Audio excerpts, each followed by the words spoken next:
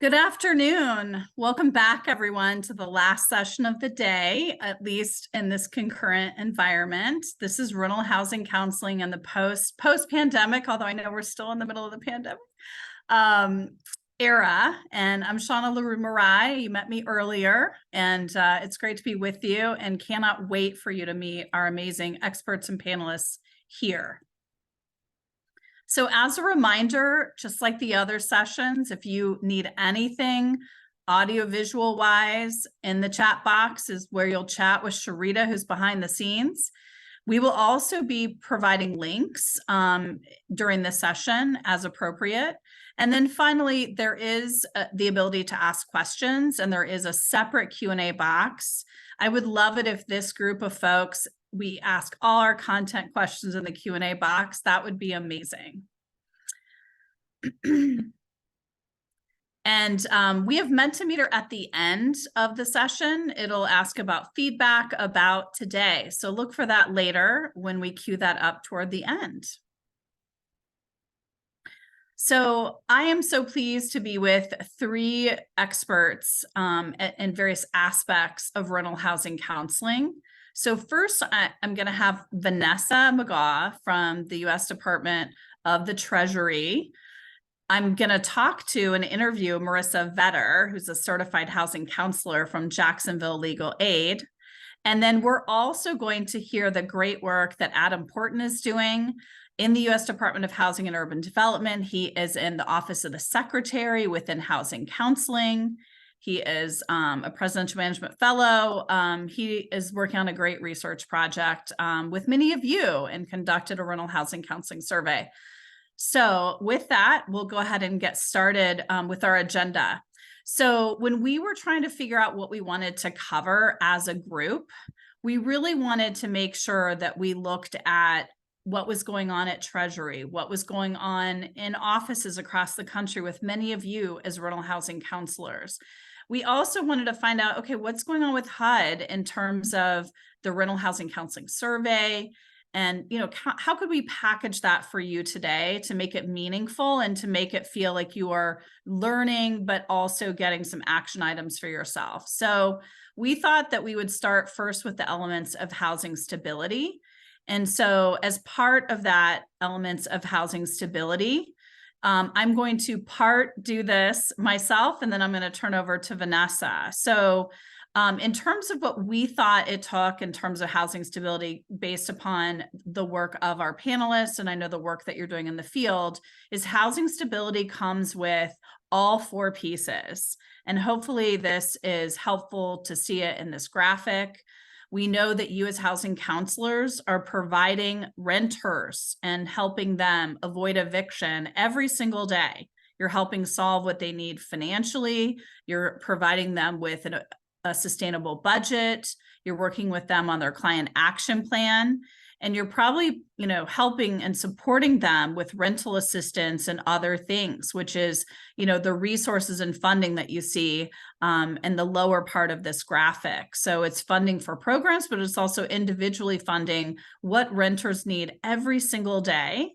And then just going around counterclockwise, we also know that there needs to be a supply of affordable housing. And that's something we're not going to be able to touch on as much in this presentation, but we would be remiss not to mention the crisis that we're experiencing as a country, that we don't have enough affordable rental units, and we do not have affordable homes as well.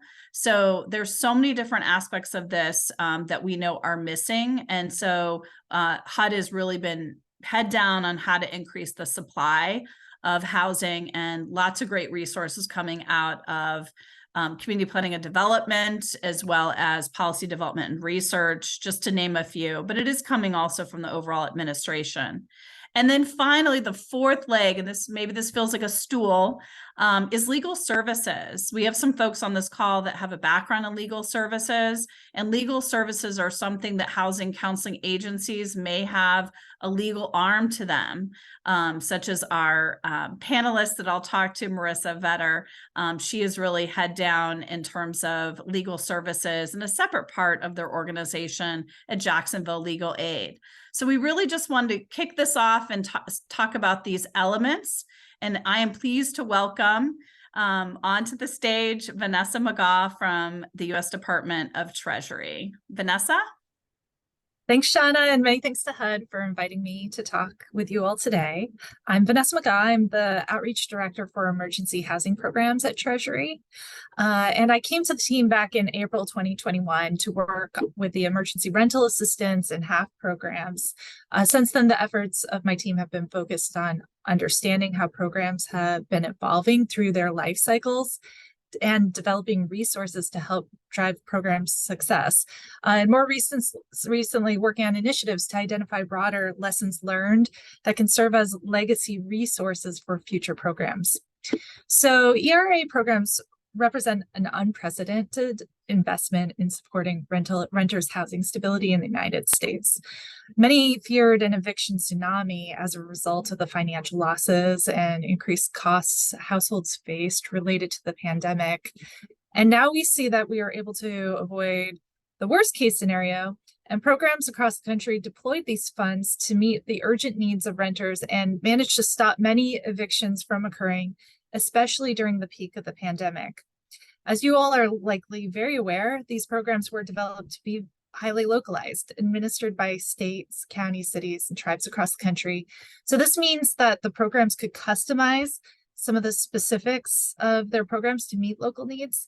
And it means that programs can look very different in their implementation choices. ERA funds have provided eligible households with assistance for rent, utilities, and other housing related expenses, but Treasury has also encouraged programs to invest funds in housing stability services, including outreach, housing navigation, eviction prevention and diversion, and relocation and rehousing services.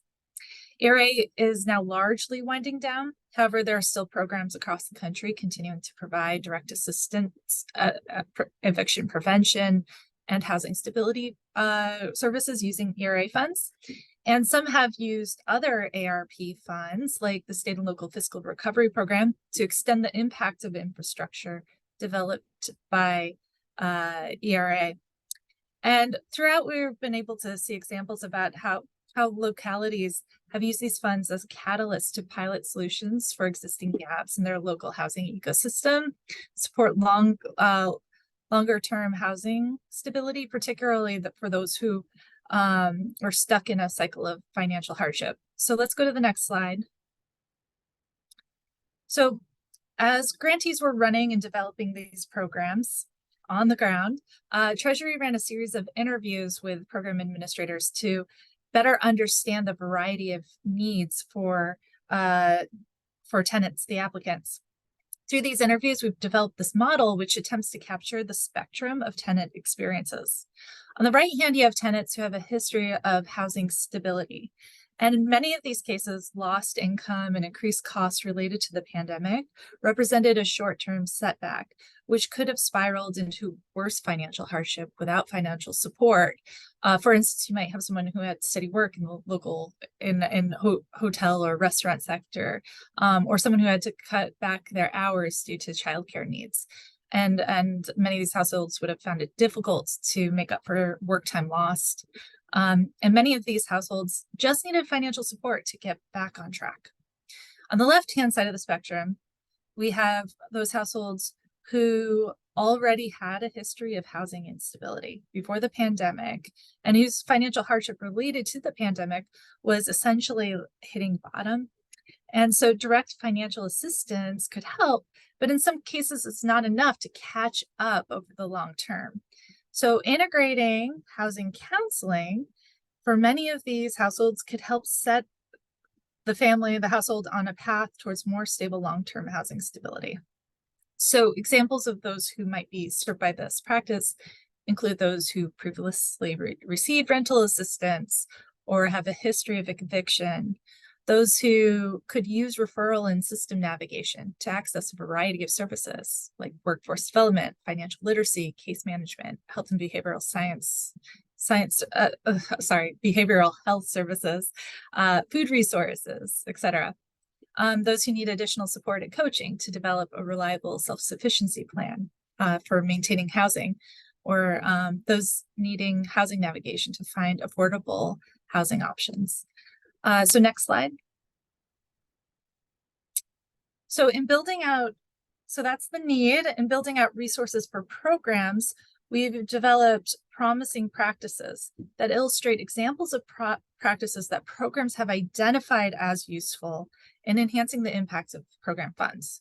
Our conversations with the ERA grantees show that implementing housing stability services is a very local endeavor, and it can benefit from identifying opportunities to build a network, to layer and braid resources, moving towards a system of wraparound casework to support vulnerable households. So we saw many programs engaging in an iterative and purposeful approach. So involving these 4 steps. So first, assessing the need for long-term housing stability and eviction prevention services locally. So that's looking at what data exists, census data, application data, and how can that help identify impacts or gaps of the program. Are there opportunities to do focus groups, to talk to people who are potentially eligible households that weren't reached, and get to know what they need? Are there established organizations that serve vulnerable populations? So then once you gather the data, then mapping the services is an important practice. It allows you to identify relationships and identify gaps, and to have a tool to engage stakeholders to ensure accuracy of your assumptions and alignment across stakeholders. 3, then it involves identifying opportunities to incorporate housing stability and eviction prevention services to fill in the identified gaps. So that could be braiding services, that can be developing a referral system, or even in some cases, building out a centralized system approach to access a variety of services at the same time. So including ERA, but it's a funneling mechanism. And 4th is the actual implementation, right? So continuing to use the quantitative and data, the stakeholder feedback to inform efforts. And this can involve a regular assessment while you're implementing on how across stakeholders, how well that's going. North Dakota, which works with 20 community-based organizations for housing stability, they call it a community of learning, which I really like. I think it captures that that aspect. And regular meetings can really help stakeholders share challenges and lessons learned and support opportunities to brainstorm collaborative solutions. Another place that has done this really well is Columbus and Franklin County, Ohio, which are actually 2 programs that have worked collaboratively to create a housing stabilization task force to identify gaps and opportunities to serve programs across various funding streams. So this has been really invaluable in strengthening local community networks within the city and the county. And the combination of agencies can also cover more vulnerable populations like seniors, youth, those experiencing homelessness, those at imminent risk of evictions. So you can see this is a really iterative process that benefits from collaborative and localized approaches. So next slide. So on our website, we have a ton of examples to offer, and I don't have time to go over all of them in detail today. But as you expect, these networks vary by the type of grantee, state, county, city, tribe, and the established organizations within the community. So for example, in the state of Montana, we've seen collaborations between state agencies and their partners. The ERA program collaborates with the Department of Health and Human Services, which has helped serve as an intersection of housing and healthcare needs through an interdepartmental housing integration project. This group meets monthly, and through this partnership, they identify training curriculum for partner organizations and a referral system. And this effort is helping the state better identify and adopt best practices for housing related support services, including housing navigation, case management, and eviction prevention. Another county example, Maricopa County, Arizona works with a community action agency as well as partners from other social service agencies to provide wraparound services, including case management, workforce development, and more. They've integrated eviction prevention strategies in the courts and used 211 to coordinate the various services that are available to tenants. And I've also seen a wide variety of partnerships bring these resources to tenants across the country through initiatives with schools, libraries, and other organizations central to the community, especially those with cultural and linguistic competencies. So as I mentioned earlier, at this point, we're in largely wind down mode for ERA. At Treasury, we're interested in continuing to monitor the legacy of ERA programs, especially as it relates to housing stability infrastructure. So one initiative we have for that is the learning agenda, to basically get lessons learned about the implementation associated with the ERA. You can see a draft of this online, and we've posed several questions that seek to identify learnings from ERA, including what ERA has taught us about the short and long-term impacts of program efforts on housing stability. So what the impact of housing stability has been on tenants, and also what that has meant for the development of eviction prevention infrastructure. So the examples and promising practices I've shared with you that we have online, these provide a starting point for understanding these impacts, but there's a lot more to learn, and we're interested in gathering and amplifying those learnings. So next slide. Quickly, in sum, we've seen that the development of infrastructure of housing stability services can really help amplify the impact of efforts to help tenants. So even when rental assistance is scarce, these services can continue to play a role preventing eviction and displacement. So even as we're in wind down, many programs are using their remaining funds to further invest in housing stability for vulnerable households. In these cases, we're encouraging programs to lean into broader housing stability networks and identify more opportunities to support vulnerable households, such as through coaching and education efforts. So that's a quick summary of some of the work being done.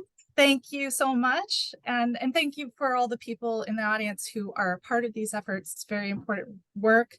And with that, I'll pass the microphone back to Shauna.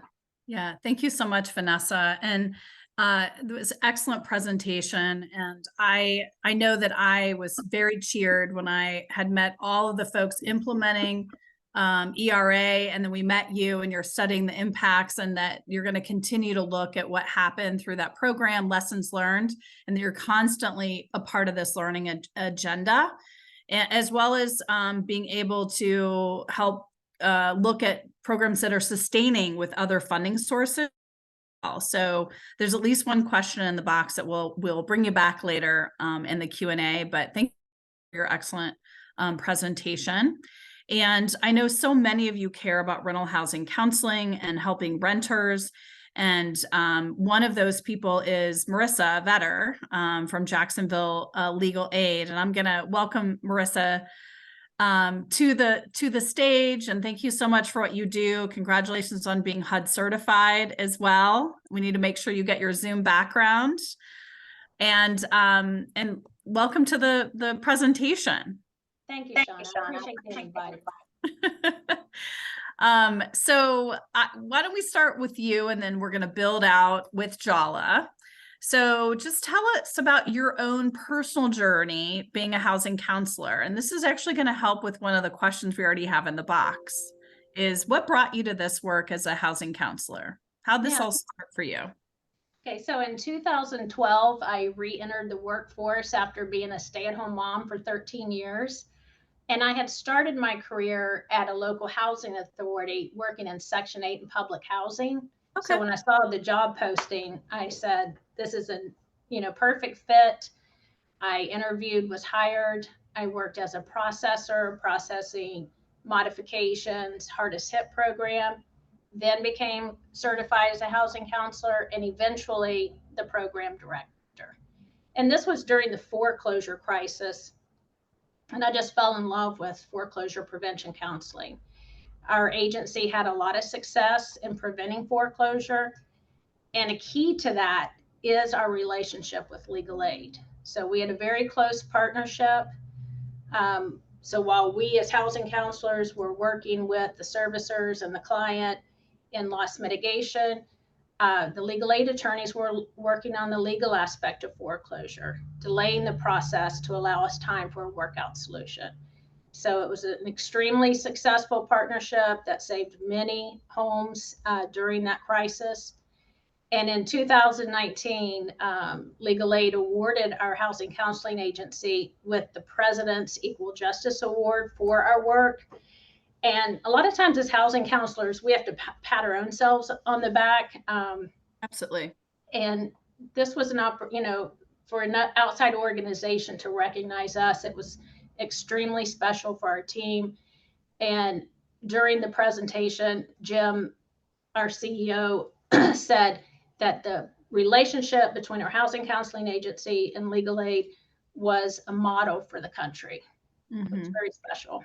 And absolutely. And we've had Jim Kowalski, who's the executive director of your now organization, Jacksonville Area Legal Aid, or JALA, as a part of other conversations around rental housing counseling and the eviction prevention grant that you also operate. But I just want to make sure that folks understand that you were a certified housing counselor with another organization first, when you came back into the workforce. And then now you're at JALA. And so why don't you tell us about how did you come to JALA? Like, how did all that happen? Well, our agency began offering rental assistance during COVID. As housing counselors, we assisted the renter with emergency rental assistance, crisis budgeting, and other appropriate referrals. It was new to us, but very similar to the foreclosure prevention counseling. And again, that partnership with legal aid was key. So we were working closely with them on rental counseling, and I heard that they were awarded a $2.4 million HUD eviction grant to help Floridians with eviction. There was a job opening, I applied, and the rest is history. So now I'm with Jacksonville Legal Aid full time. Okay, great. Again, you kind of sit in a unique, circumstance in terms of your prior work in foreclosure prevention, as you said, like loss mitigation, and then you pivoted to rental housing counseling. And again, there's a lot of interest in terms of, your particular pivot. So do you want to touch on, I want to be respectful of everyone's time here. We do have one more person to speak, that's Adam. But what do you think, how do you do it as a rental housing counselor, and how does that work with legal aid in general in terms of like the legal services? And then maybe tell me about a client that you served. Sorry, I'm having a little audio issue. I think it's just a natural pairing of services that offers our clients the best opportunity to save their home from eviction. So as a housing counselor, I can focus on what I do best, trying to resolve the delinquency, while the attorneys use their expertise on the legal side of the matter. I think that I know some housing counseling agencies are not partnered with their local legal aid. And I think it's a missed opportunity for the clients, but it's an excellent referral source for both agencies. So like I said, it's been a very successful partnership, and it just is best for our clients.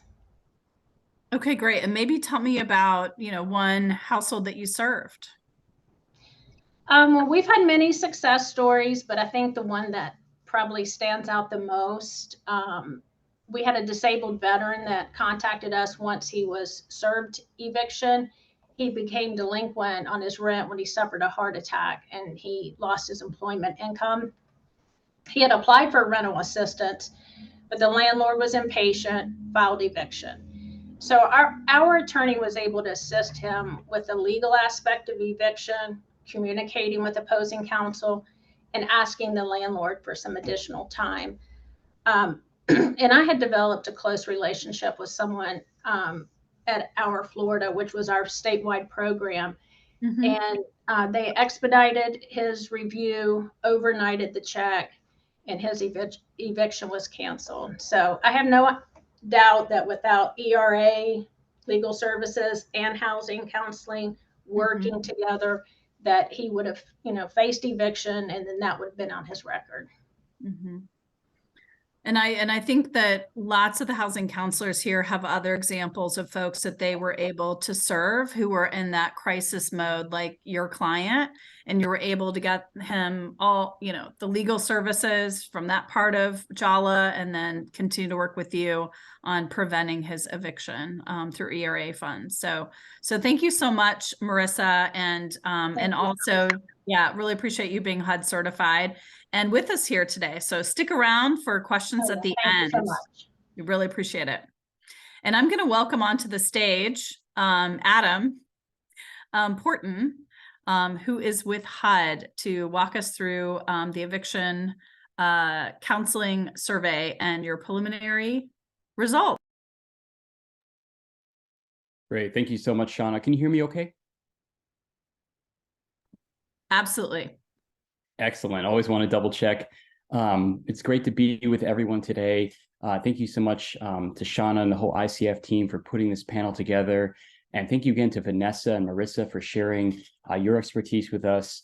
I was really excited about this panel because here at OHC, we're really passionate about rental counseling, and we know how passionate you are in the housing counseling community about rental counseling. And so this conversation is just, I see it kind of an intro to a deeper conversation we're going to continue to have about rental and ways to help improve rental for agencies and for consumers. So without further ado, let's jump right in. Feel free to go to the next slide. So what I'd like to talk about today is a preview of some survey results. This survey was something we administered back in June of this year. Some folks on the line might remember getting the email about the survey and hopefully remember taking the survey. We had a great response. Over 400 of our agencies stepped up and participated in this survey instrument. The survey had a few different goals. We wanted to better understand how agencies were helping consumers, what best practices they were seeing, what trends in the sort of broader rental market in this kind of quasi-COVID, post-COVID moment. And we were also curious about what ways we as HUD could better support agencies doing this work.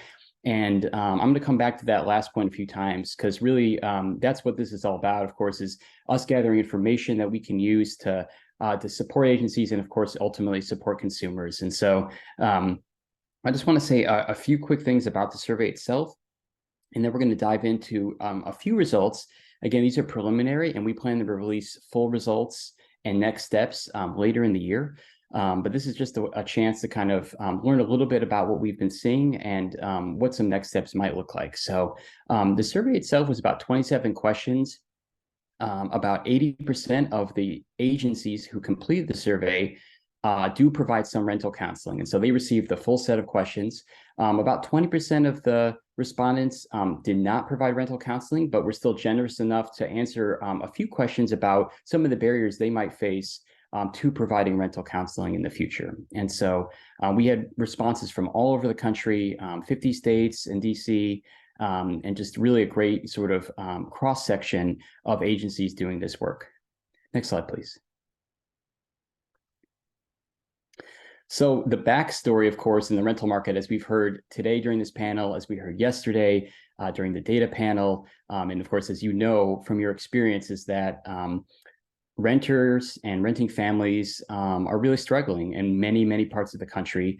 More and more households have been rent burdened, meaning they spend at least 30% of their income on rent, and evictions are rising. I just looked at some recent data. There are many, many metros with double-digit percentage increases in eviction rates compared to before the pandemic. And so we know how challenging of an environment this is.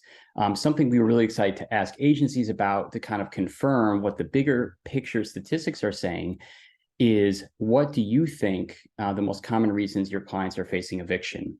And not surprisingly, non-payment of rent is by far the most common reason.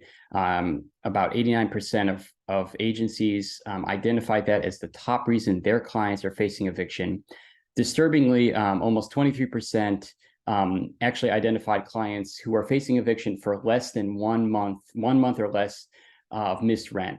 And so folks who are coming in with just a little bit behind on rent, and but they're facing eviction regardless. And so that's a non-trivial percentage of agencies who are seeing that, and I'm sure all agencies are seeing that to some extent.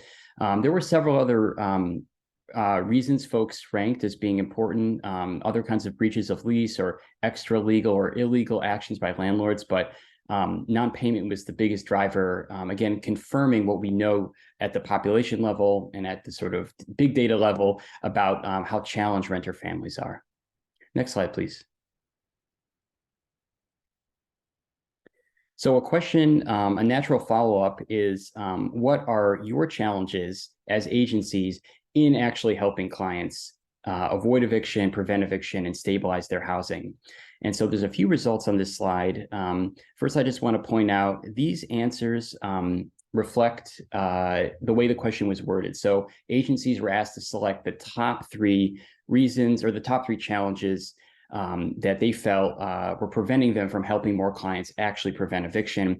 And so the responses that are lower on the graph, they're not necessarily unimportant challenges, but simply were not as highly ranked as the ones at the top. So with that being said, lack of short-term financial assistance and lack of permanent housing subsidies were number 1 and number 3. So the theme, we keep talking about has come back again.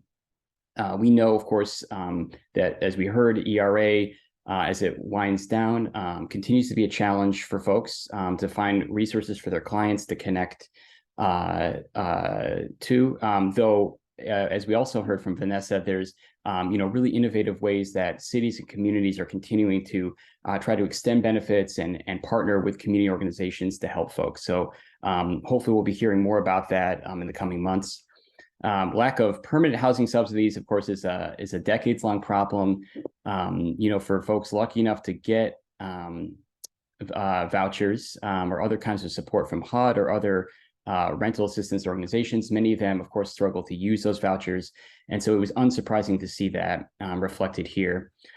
Something that I thought was particularly interesting is number 2, clients beginning rental counseling too late.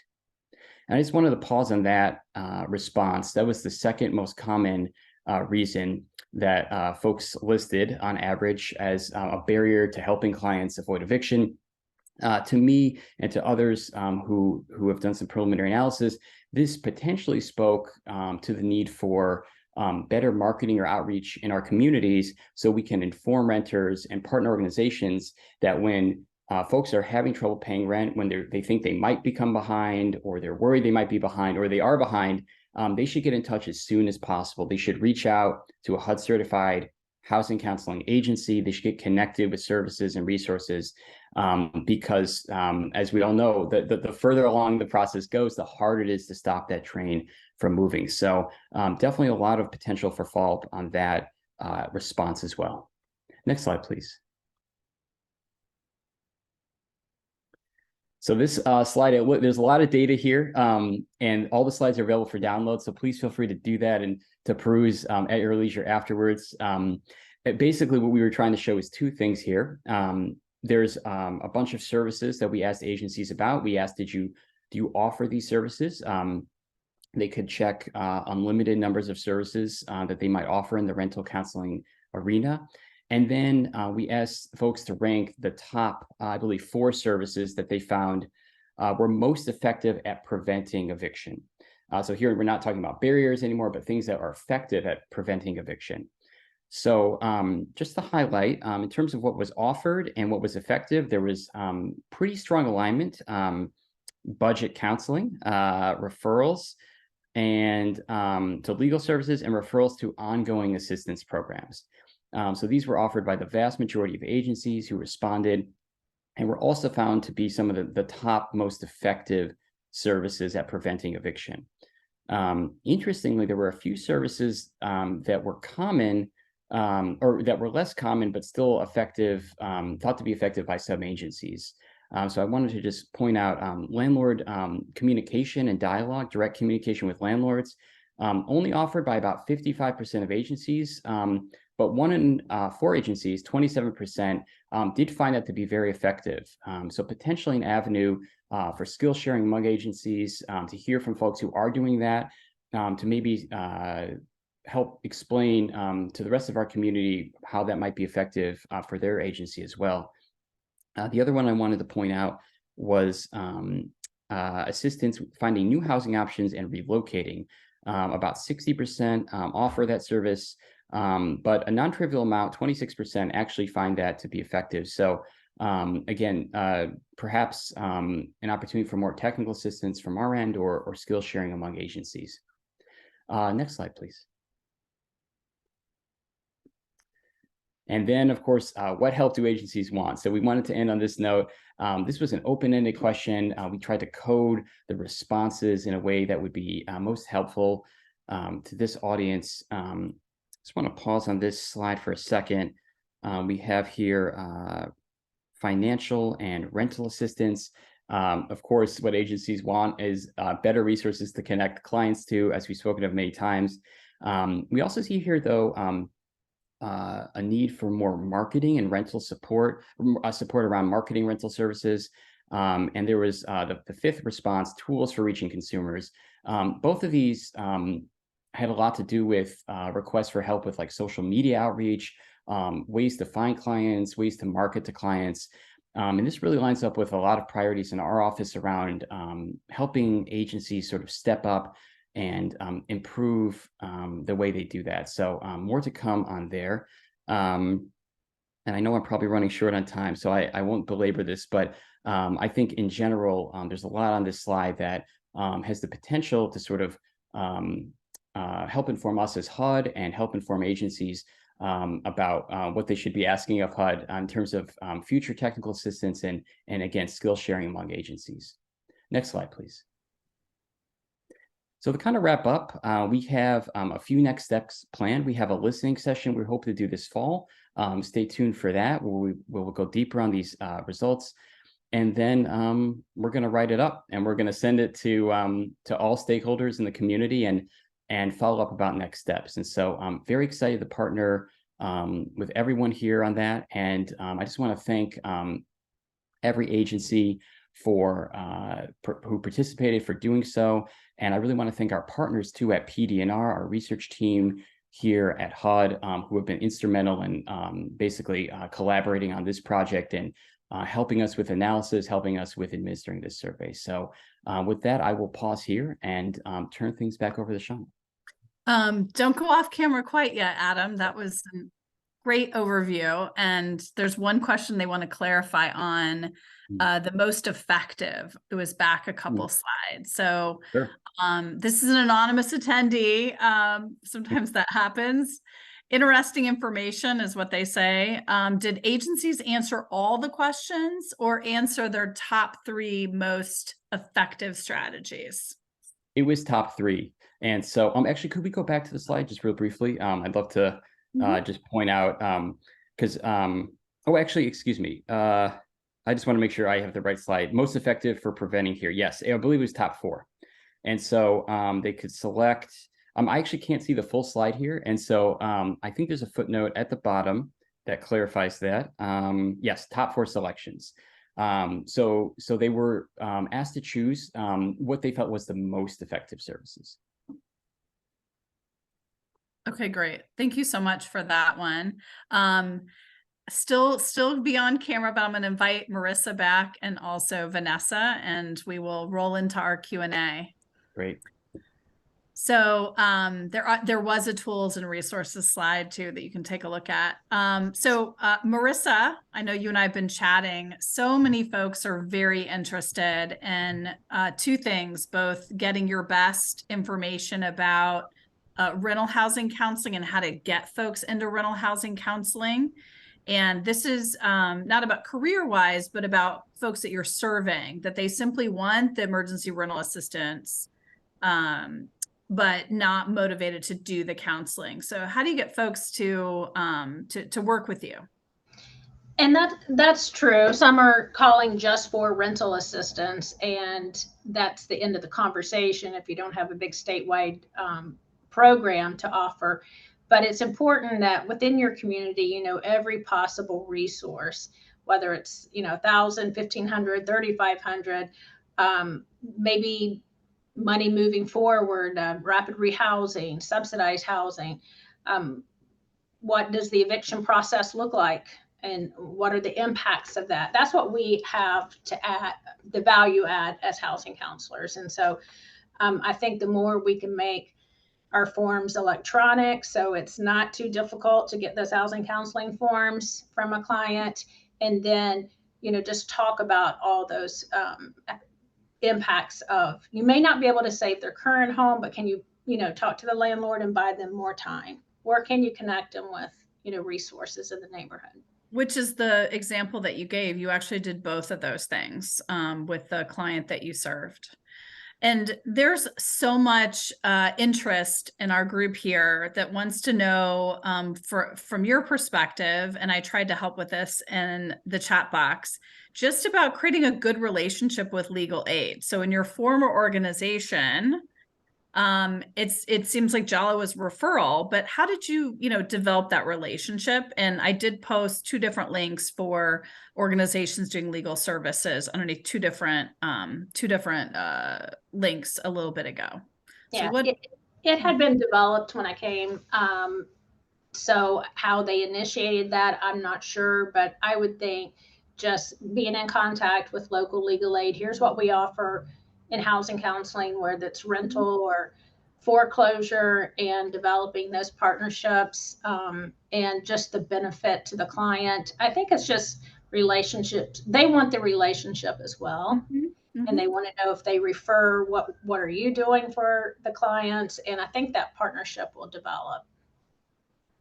And I see Vanessa, thank you for that. And I see Vanessa kind of shaking her head, because I'm sure that this is part of their own sort of lessons learned about building relationships. Do you want to touch on that?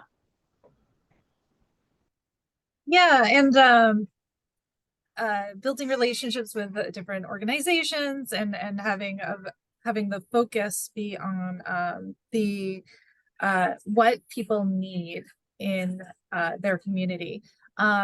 Just going back to the question about how to get people in early enough to benefit from rental counseling, right? It's such a great question, and though I don't have like the answer for that, I can say that a lot of programs that went back to their population that they're working with and asked what they need and develop like checklists and things that allow people to recognize their situation as like a sign that you need to do this or that you're eligible for that, can really help, like putting it in plain language that mirrors the actual need that's on the ground, right? That can be very powerful. So I wanted to share that insight as well, that talking to stakeholders in your community, gathering information about what's needed, and talking to people who actually need the services, and just seeing and expressing it in a way that reflects their actual circumstances has been cited as being very helpful from many programs. Thanks for that. And there is so much interest now in the Q&A box. They're really keeping me hopping here, just about like additional funding and, is this funding going to come back? And so I understand that it's congressionally funded, Vanessa. So we all know what we need to do to provide more funding to many of these programs, but anything that you've been able to uncover in terms of some of the funding that you want to give as some examples? I mean, as far as congressional funding, your guess is as good as mine when it comes down to that. There are as I mentioned, there are American Rescue Plan funds that many communities have. They're very flexible funds that can be used for many things to help with recovery across the country. But Treasury is encouraging them to prioritize housing and rental assistance and housing stability services as a very useful use of those funds. That's something that could really help the community. So we've been beating the drum on that. Hopefully they'll continue to be interested in doing that. But otherwise, I can't say.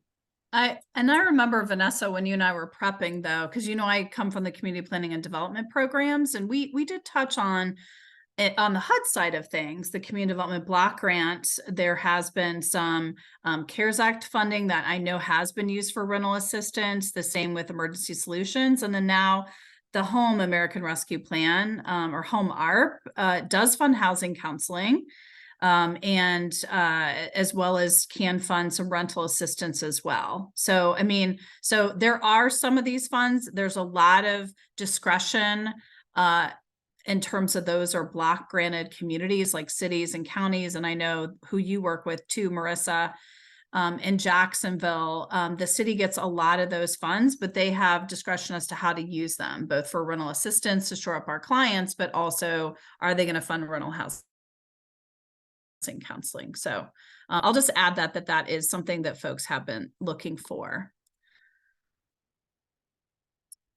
I'm just looking through here in terms of their other questions. So yeah, so if you can find out about, some people say ARPA, American Rescue Plan Act, they had to do an allocation plan for the home program. You can look at their action plan and their consolidated plan. So I pasted in some context earlier. I can do that as well, or ask Taylor to do that.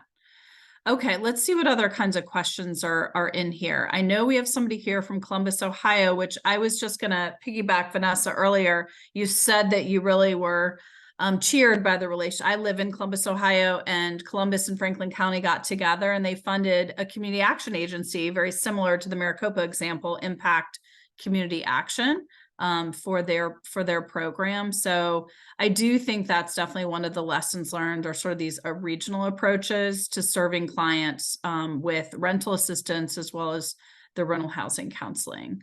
So I want to get to their question here in a second. There's so many questions. Okay. So, so this particular in Ohio, this is Gloria's question about corporate landlords and working with them. And basically, they're commenting that these corporate landlords refuse to sign new leases or evicting a lot of tenants. We are suffering in Columbus, Ohio, with that lack of affordable housing, as we mentioned, and housing in general that we mentioned was part of our four-legged stool. And so we are behind in terms of development. So just basically, are there any other standards? And this is a question for HUD. So Adam, I'm not sure if you want to grab this one. Ohio's laws are very weak in terms of, tenant protections. Are there standards that HUD can provide to strengthen the lease agreements? Anything to add to that? I'd probably want to double check with folks in my team about that, maybe with our fair housing team as well. Yeah, I definitely want to follow up about that, because I know standards vary so widely from city to city, nevertheless state to state. And of course, there are federal protections, right, for tenants. There was a tenant bill of rights that came out of the administration recently. So there's been new developments even in the last 6 months to 12 months. So maybe it's something we can make a note of and send a follow-up communication to agencies about. Okay. Yes. And your point's well taken, because there are federal protections, but it does vary so much in terms of tenant landlord law. I just want to make sure that we lift it up, since Vanessa provided the example of what's going on in Columbus, but we definitely need to take a look at that. So I am seeing maybe one final question here. And I just passed it. Just about how do you outreach to renters and make connections with them? And maybe this is a question for Marissa, or maybe what you learned from the survey too, Adam, about strategies for reaching them. What kind of marketing you think works?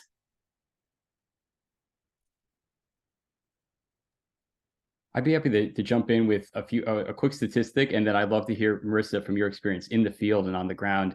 A question I didn't have time to discuss on the survey was, how are you outreaching to tenants about your renter counseling services? By far, the three most common responses were attending community events, social media and other kinds of online advertising, and direct partnerships with other service organizations like legal services organizations, but also other types of social welfare, church-based, faith-based, et cetera. So that was a consistent theme. And we also got a lot of requests for, well, how do I do outreach online better? And so that's where I think, here at the HUD end, that's something we can continue to provide more guidance on. Okay. Anything to add, Marissa? Any other ideas in terms of outreach? Thank you, Adam.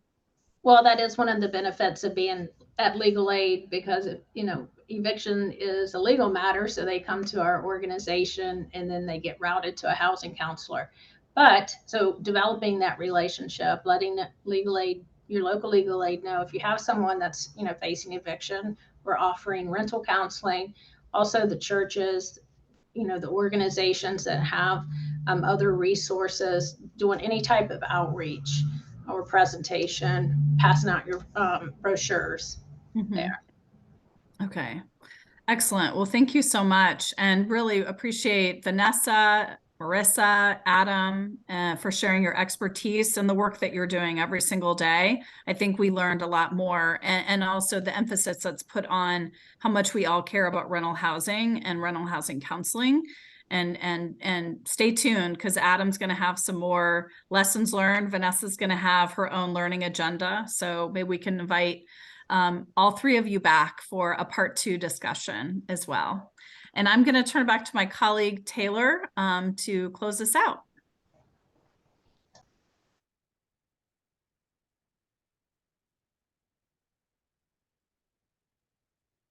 Hi there. Yes, so I'll bring back up the slides. I just want to remind people that we are going to continue the conversation on 6 Connect. So if you haven't already dug in on 6 Connect, please do so there. And then as far as looking ahead to day 3, we do have a session, first session of the day at 11:30. We have Powerful Partnerships, OHC, and the HUD's Office of Field Policy and Management. So we'll talk with FPM then. Following that session, you will see Expand Your Agency's Capacity through Fee for Service. And then we will have 2 concurrent sessions after those, after Fee for Service, which will be hot off the presses, updated guide to choosing a CMS, and then the impact of housing counselor certification and HUD certified counselor reflections, where you'll be able to hear directly from HUD certified counselors. And then we'll close with the OHC leadership. Before we kind of conclude this session, I do want to make sure we hop back in Mentimeter. So I think, Shauna, if you could drop the link for Mentimeter, and if anyone is joining using the code, that code is 28661445. And we basically just want to get some feedback on how day 2 went for you. So is it, first 2 days were helpful, can't wait for the 3rd day? We definitely hope that's the answer there. But there's also answers of tomorrow's sessions look interesting and you'll be back, or potentially you'll have to miss the 3rd day, but look forward to the recordings. And I know there were some questions about the recordings. Those recordings will be posted after the conclusion of the conference as a whole. So after that 3rd day, we'll get the recordings, and then we'll be able to upload them to the HUD Exchange shortly. So keep a lookout for that if you're not able to attend any of the remaining sessions, or possibly you weren't able to attend some of the sessions in day 1 or day 2. And while folks are filling in that, I think that is the conclusion of our slides. So always stay connected with OHC. You can visit the conference webpage. You can find us on the HUD Exchange, on the Housing Counseling page. You can use the email provided here, and then subscribe to the Housing Counseling Today blog. And that is the conclusion of our session. So thank you so much for attending. We hope to see you in 6 Connect, but also see you for day 3.